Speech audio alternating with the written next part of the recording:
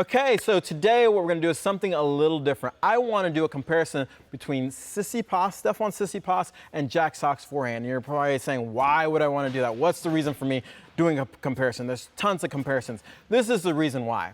So many players get caught up in what I call cosmetics, and they don't understand the fundamentals. And this could be really easy. And the reason I've chosen these two players because there's some very stark differences. And a lot of players get caught up in this. They see maybe Jack Sock's forehand, they go, well, that's the answer. It's like, I need to have a Western grip and like whip it around. Another big focus that I think a lot of amateurs and players are like, I need to have more lag and snap. They need to lag and snap it up. Well, that's not the answer. And I want to make sure we're really clear because you can send yourself down a rabbit hole that really, it'll take a long time to come back from if you don't understand these fundamentals. Not only that, I want to give you something to focus on that'll really take your kind of technical understanding to the next level. And what I mean by next level is like if you understand how to use this portion of your body, it really helps a lot of other things. So let's get started. You can see I have on the screen Jack Sock, and the reason why is I think from personal experience, has some extremes going on, meaning he has a little bit more of an extreme grip than you see a lot of players having. He has more of an extreme swing, more of an extreme lag.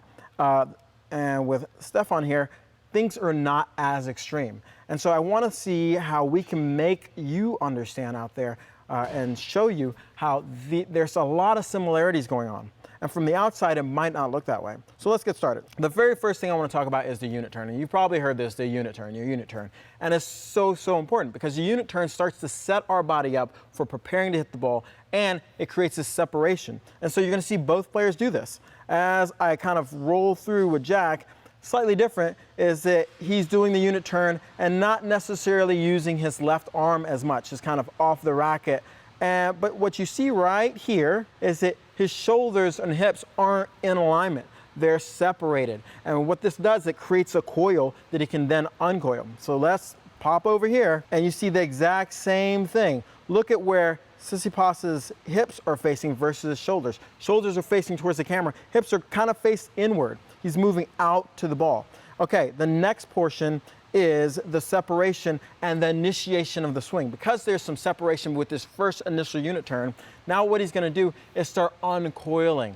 And this, I think, is probably one of the biggest kind of misunderstood things that we're going to go into, is that you hear this lag and snap. I've heard so many players are questioning or wanting to know, how do I create more lag and snap on my swing? How do I snap it? Do I lag it back?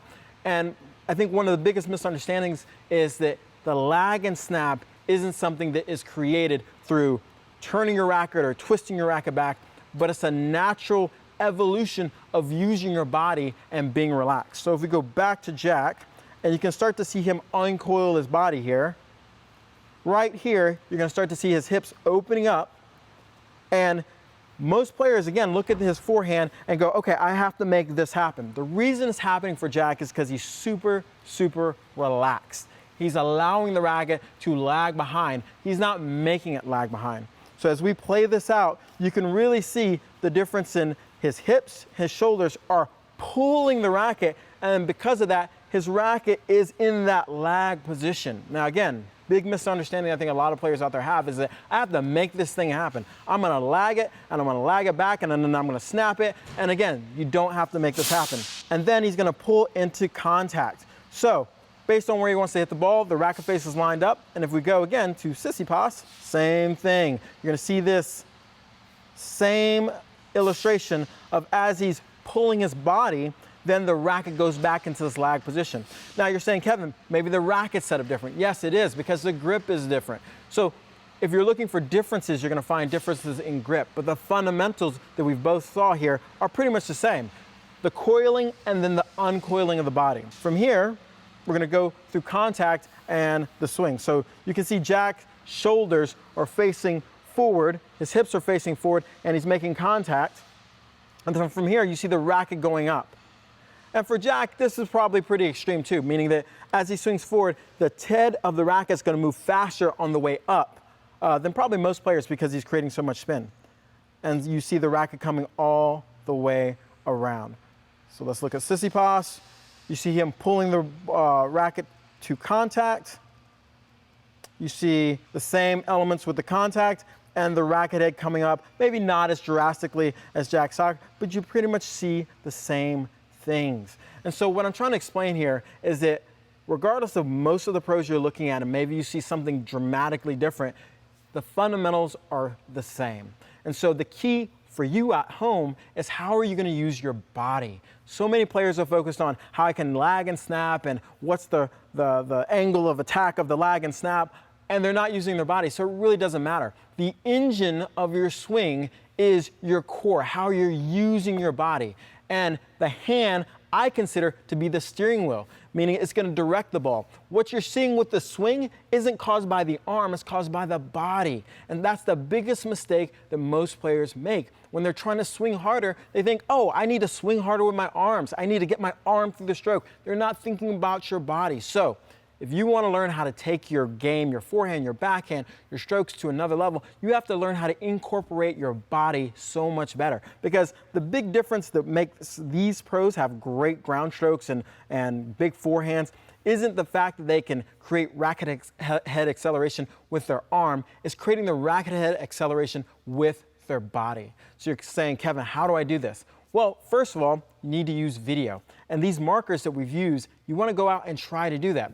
If you don't have the opportunity to use video, what I do recommend is find a medicine ball and just get really good at throwing the medicine ball. You'll feel the difference, hopefully, when you incorporate your body. And what you're looking for is, if you're just using your arm, it's going to take a lot more effort. If you're using your body and coiling deeper to throw the ball farther, you're going to start having to incorporate your body. That's a great measurement if you don't have video. I suggest you use video, though. But if you don't, use a medicine ball. The longer distance you can throw it, you're going to probably incorporate your body a lot more, or you're going to be working really hard with your arms. You want to find this great point of where you're not having to use your body as much and noticing that you're getting good distance with the ball. Now, take that same drill and try to incorporate it with your ground strokes, mainly your forehand or your backhand, just like we saw here, and see if you can accomplish those same key points that you see both Jack and Tsitsipas doing. So, I know you're thinking like, you want me to hit like Jack Sock? I want you to have the fundamentals of Jack Sock. Doesn't mean you just have to have the same grip, okay? So leave me any comments or questions you might have below, or if you have trouble using your body, or if you have any other drills that you suggest that we use to help use your body more when you're hitting your forehand or backhand.